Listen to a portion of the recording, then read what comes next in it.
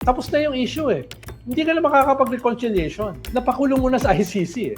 Napakulong mo na yung BFF si Kibuloy. Na-impeach mo na yung anak eh. Wala nang reconciliation dyan.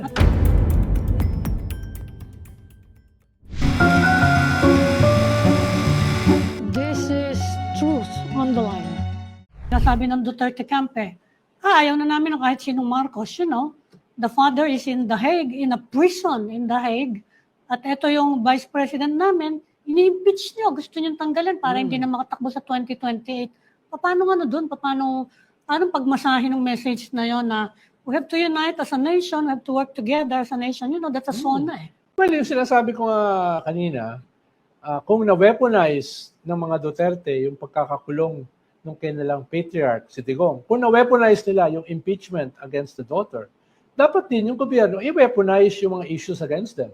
Halimbawa, crimes against humanity. Sa SONA, patawag niya yung mga biktima. No? Bigyan niya ng 100, bigyan niya ng upuan, policy niya yung mga VIP. Pupuntahin niya rito, patayuin niya. Ito yung nanay nung sanggol na naging collateral damage. So, sabi ni Bato, shit happens. Ito yung tsuhin ni Kian de los Santos. Ito yung, ganun. Ito yung nanay, si Canalet, nung pinatay na binata. Yes. Ito yung tatlong magkakapatid na pinatay. Ganun nga.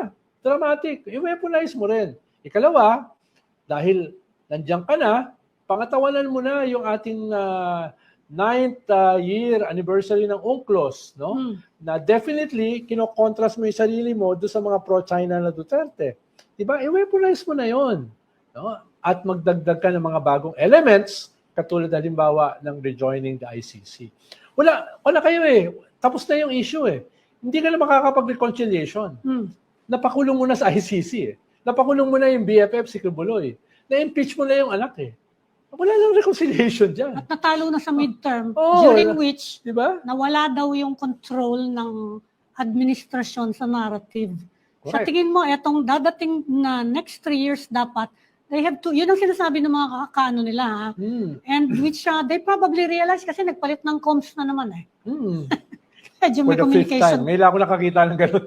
May communication. May May communication problem, but it shows that they realize that there's something wrong. Oo nga. Pero Di sana ba? naman Sa tingin mo, yeah. pwede pang ma-return sa administrasyon yung narrative na, kaya siya nandun sa preso, ang daming pinapatay, kaya siya ni-impeach dahil merong corruption issue that has to be settled. Di ba? Pwedeng gawin yon. Pero kailangan mo na magagaling na tao. No?